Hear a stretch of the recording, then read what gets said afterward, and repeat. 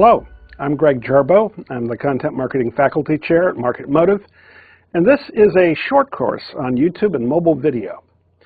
And in this first module, we're going to sort of share with you not the 40 tactics that you probably need to use to be successful, because this is the short course. But what we're going to talk about are the 7 most significant ones. If you try to figure out what those 7 are, you might come up with a list, but let me share it with you because it's the outline for this short course. First thing is you've got to make YouTube a key part of your social media marketing strategy. I know it probably is, it may be, but we're going to tell you where it fits and why it probably isn't getting the kind of resources that it deserves.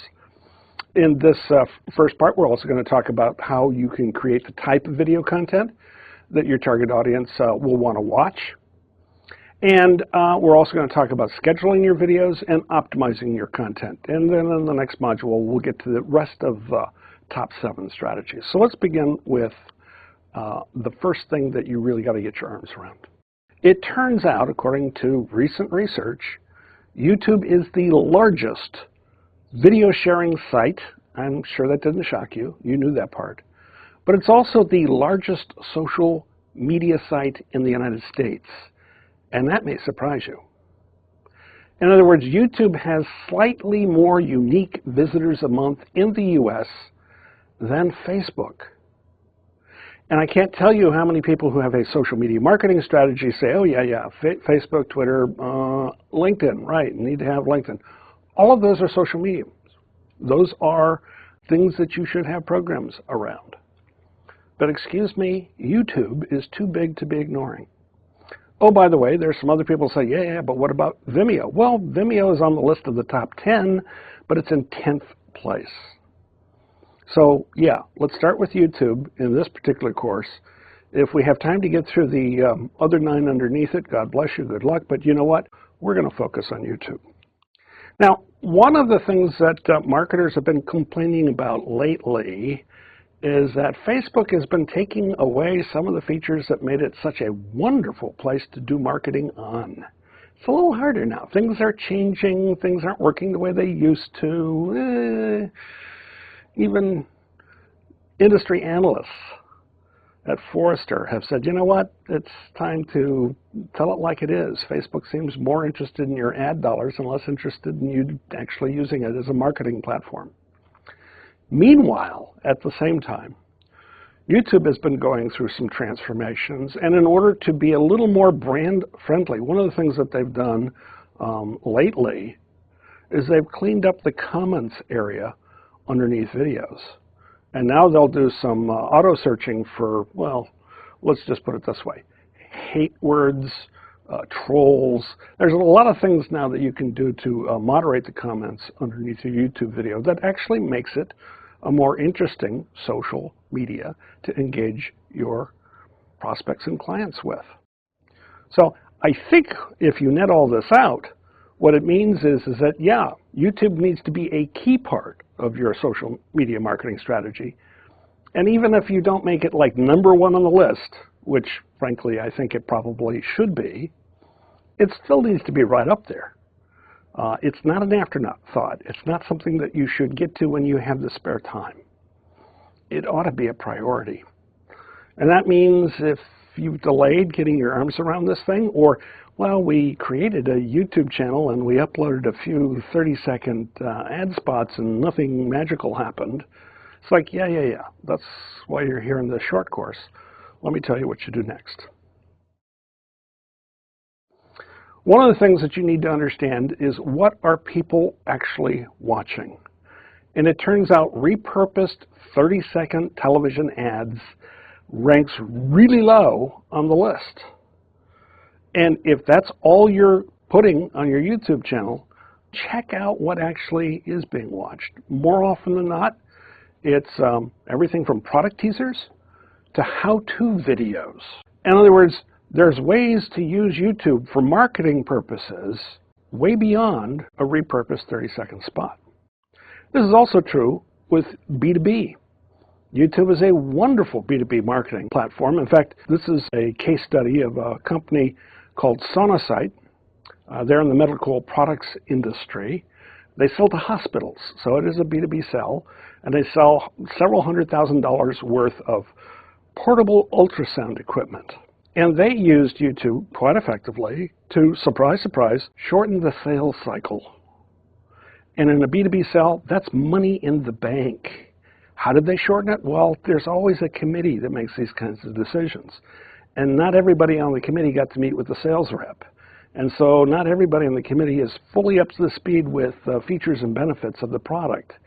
But if there's video available of how the product works, all of a sudden, a whole lot of those questions that may slow up the sales process get answered and sales get completed. In fact, they were able to grow their revenue 12% year over year by basically using video to shorten the sales cycle. So you want to be able to create the kind of video content that your target customers watch the most. And trust me, it is not hard to get corporate approval to create how-to videos. We're not talking about you got to convince them to do more funny cats. I mean, that's not what you want to what you want to use to market your products, unless you're selling cat food, of course. But guess what? You can create a range of video content that will engage your prospects, will move them along, the purchase process, and at the end of the day, can be a key part of both your social media marketing campaign and, frankly, your content marketing campaign. It's pretty useful stuff. Now, here's the bad news. This is another reason why people who've tried to dabble on YouTube haven't seen much success and then came to the premature conclusion that, well, this just doesn't work for us. The answer is they dabbled.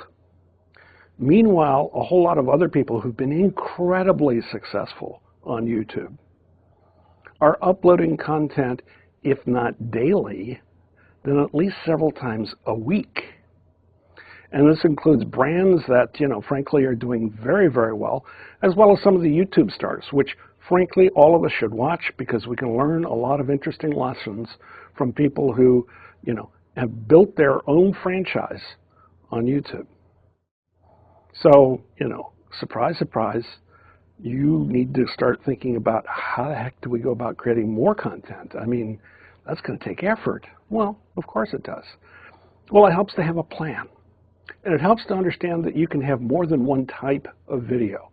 One type of video that YouTube calls hygiene content. To define this in sort of terms that I think most of us marketers would understand and might want to reuse around the boardroom table, we can do our keyword research, discover which questions people are asking on YouTube, and then create videos that answer those questions. One of the people who does this incredibly well is Matt Cutts at Google.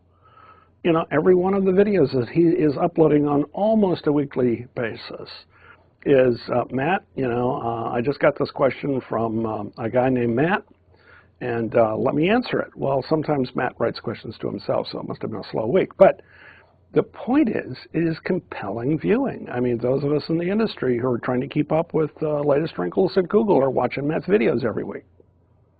So that's one type of content. You can also create a web series where if it's Monday, then we're going to feature yet another one of our wonderful customers talking about how they're using our product in their industry or business. And then occasionally you can create something really special. And the people who sort of taught me this trick are over at the Discovery Digital Networks. And I don't know if you've heard of it, but there's something called Shark Week. And who invented Shark Week? The people at the Discovery Channel. And when does it happen? Some week in August. And what does it feature? A whole lot of video about sharks. And who declared this Shark Week? Well, they did. They made it up. You can make stuff up too. So whether you're doing Q&A, whether you're doing an ongoing series, whether you're doing something special once a year, guess what? You can build out a programming schedule just the way those big honchos up at NBC, ABC, and CBS do for every fall. You can do it for your annual YouTube channel. So, key to being successful, key to being effective, develop a programming strategy. and then plot out your content, because you know what? It's a heck of a lot easier to create more content if you're not trying to pull a rabbit out of your hat every other week. It helps if you have a plan, because then suddenly you can shoot half a dozen episodes on the same day. You just happen to upload them over the next 6 weeks. That's a way to keep your budget sort of in line, and your production capabilities don't have to grow beyond what you can afford. And yet, you now have a heck of a lot more content that you can play out over the course of a year. You'd also want to optimize your videos so they can get found in search, right? Right. But let me share with you the first rookie mistake that most people make when it comes to optimizing a video. They use Google keyword tools to try to figure out what terms to put on their YouTube videos. And pardon me, when people use Google to do a search, believe it or not, they use different search terms, or in some cases they may use the same term but in different volumes than when they're on YouTube. And let me just share this quick example with you. It turns out that Google Trends now not only gives you what the Google interest is in a particular term, they've had that since day one, but in the last year they've also added a drop-down menu option to say, oh, I want to see YouTube search trends. So you can use the same tool to see both. And this example here shows the terms Chevrolet and Chevy. And in Google, it's a horse race. It's about 50-50, Even Steven, you could pick either term, what the heck. In YouTube, it's no contest. Chevy has almost twice as many searches on YouTube as Chevrolet. And so this is just a quick illustration that when you want to do your video research, you want to use video research tools. Then, of course, you want to optimize your video. And there's more to it than just putting the right keywords in the right places.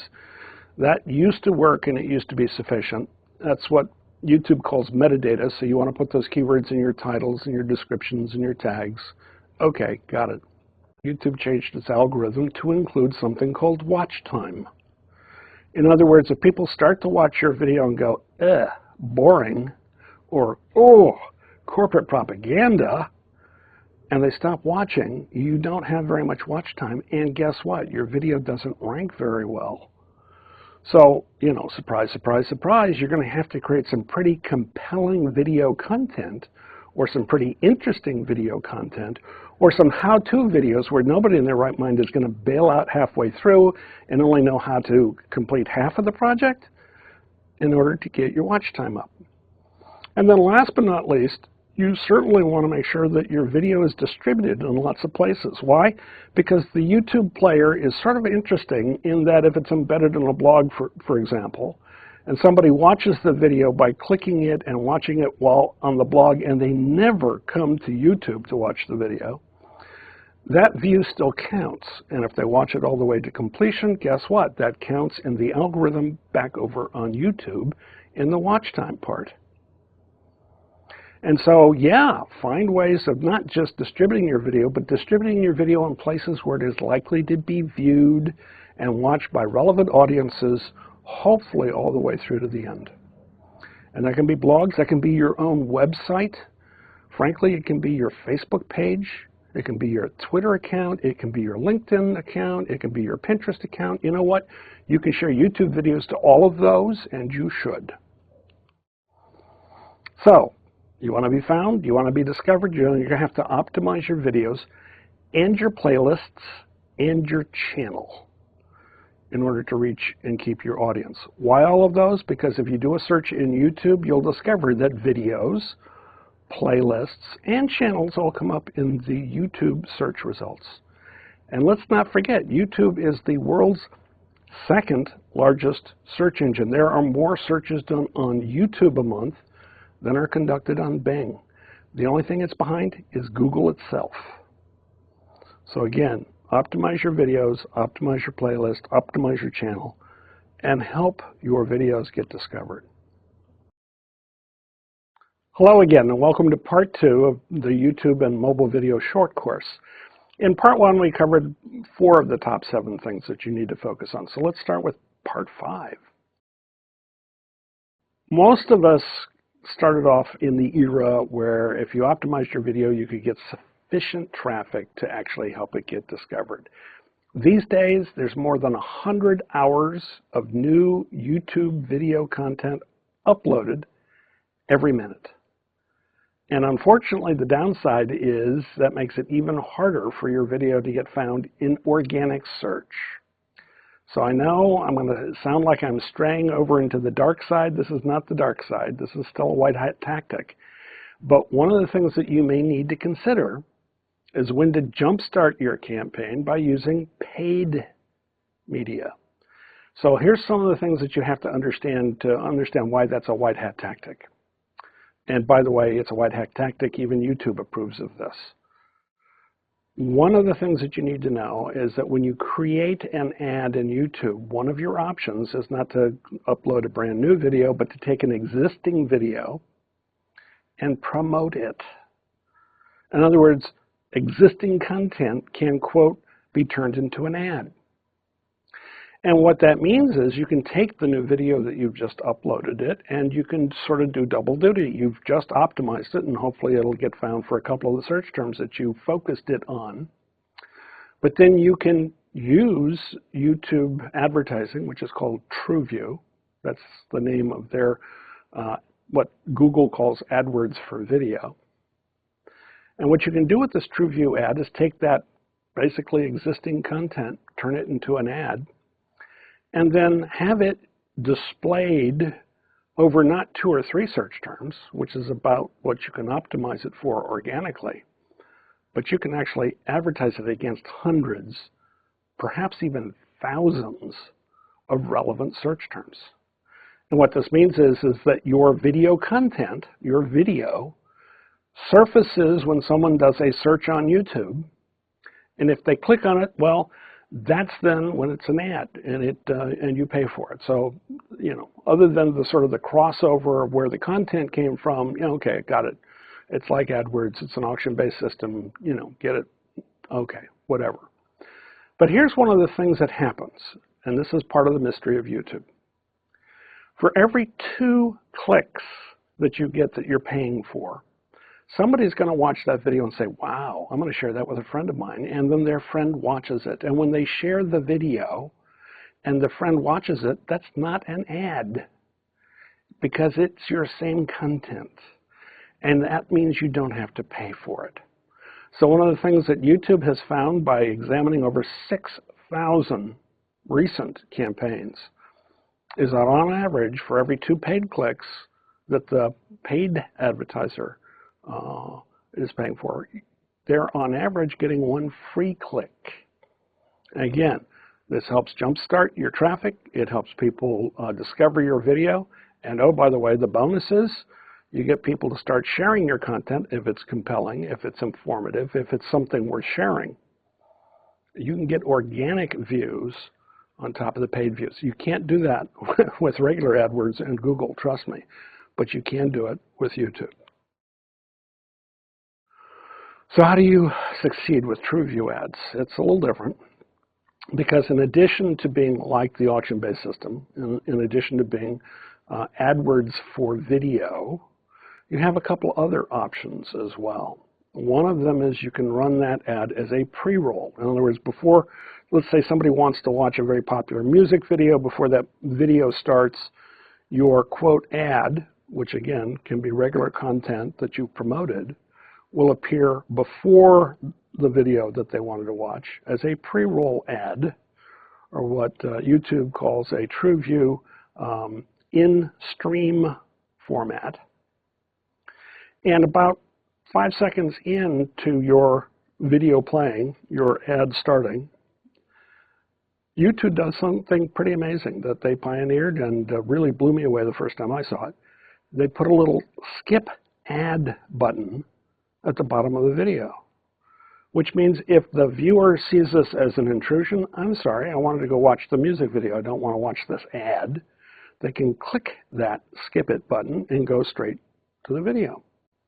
And here's the interesting thing for you as a marketer. if they skip your content, you pay nothing. In fact, they have to watch more than 30 seconds of it before basically the meter starts running, and you then pay per click. Wow. So again, you're not only getting organic views, one for every 2 that you pay for, but you also are getting people. Let's think about this for a second. The only ones who I have to pay for are the ones who are interested in watching more than 30 seconds of it. Frankly, that's pretty revolutionary. So again, if you have not checked out TrueView Ads, you really want to. They can do some things for you that, frankly, we haven't seen in any other kind of ad format out there from anybody else. So again, the net of this part, you can leverage paid video to put your organic content in front of the right audience. That's not something you might think of doing because it's not a tactic that you can borrow from somewhere else. It is unique to YouTube, just as TrueView is unique to YouTube, just as a whole lot of the other tactics that we're going to go through. In other words, this is a big opportunity, and it's one that you want to get your arms around, even if it's a little different. Now, another tactic that you're going to want to use is you want to make sure that your video is shareable. It helps if you've got content that is shareable. But even so, one of the things that sort of put YouTube on the map in the first place, the reason why it is known as a video sharing site, is because it has so many wonderful options. Not only can you embed the video in blogs or on websites, not only can you email the URL to people you know, yeah, got it, but you can also share it to Facebook and Twitter and to Google Plus and Pinterest and a whole bunch of other social medias. And one of the things that you need to understand is about 500 years of YouTube video content is watched every day on Facebook. And there are about 700 YouTube videos tweeted on Twitter every minute.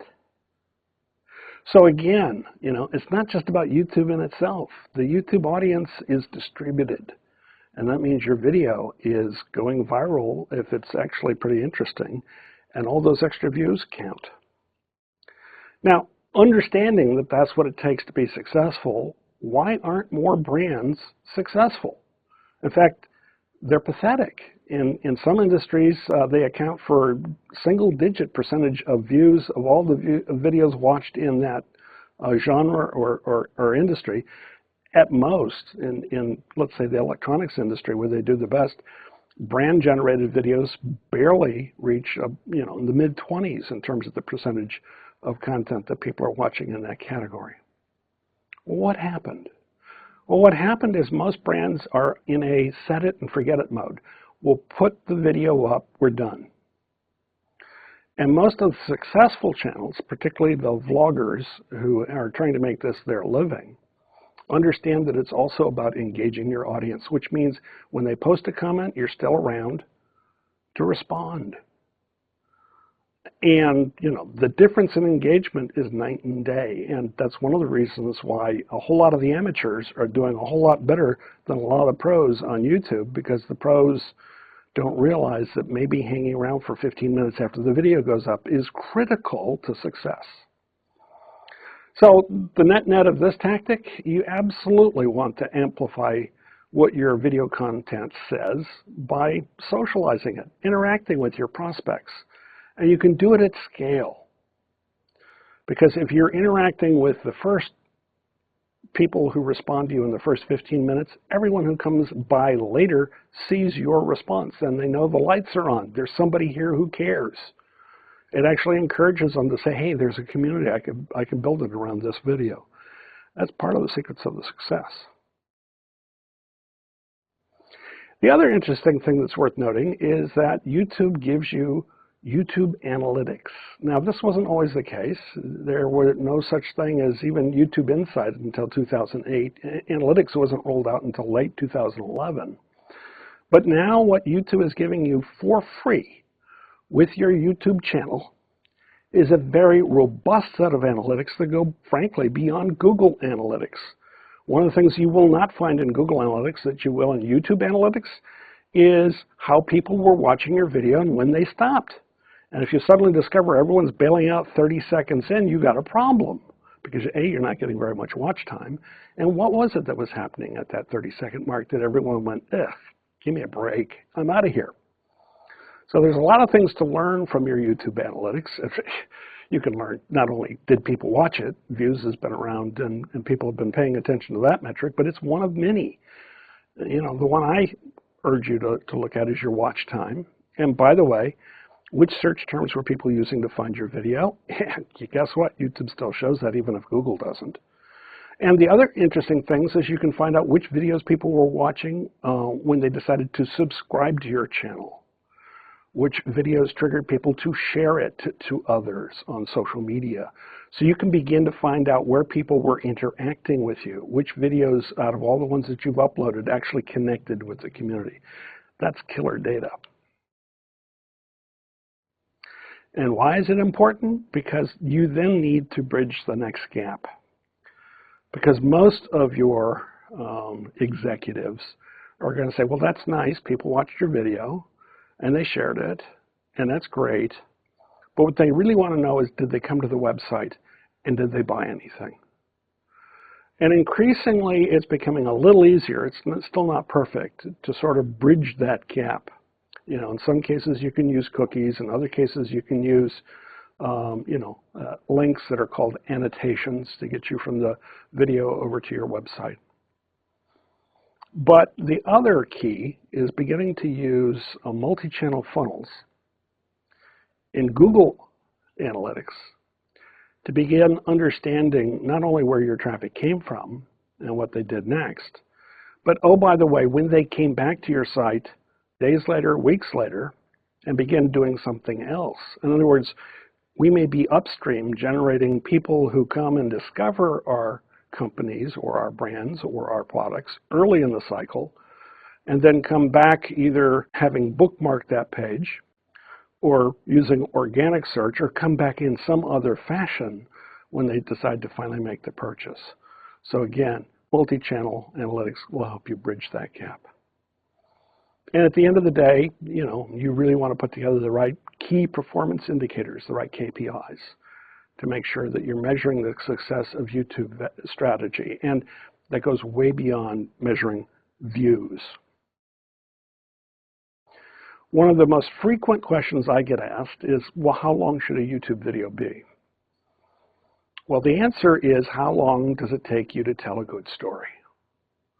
In other words, there's no right time. There's either good stories or there's not so good stories. And some of them are short and some of them, frankly, are a little longer. And unfortunately, too many marketers have drawn the assumption that short is required. And they are making videos that are 2 to 3 minutes long and figuring, well, that's it, right? Interestingly enough, new research from a company called Pixability says, well, there are a group of people that will watch videos that are 2 to 3 minutes long. That's okay. But even more are watching videos that are 3 to 10 minutes long. In other words, if it takes you a little longer to show people how to do something, take the time to tell them how to do it, and don't try to force it into the 3-minute limit. At the end of the day, they want to be able to complete the job, not to get an overview of it. So take the time to tell your story. Now, that's enough. That's the end of part 2. In part 3, we're going to actually shift gears a little bit. We're going to take a look at mobile video. And again, as Calvera told his bandits in the movie The Magnificent Seven, enough. We can always get the rest when we come back. Hey, want to become an expert in digital marketing? Then subscribe to the Simplilearn channel and click here to watch more such videos. To nerd up and get certified in digital marketing, click here.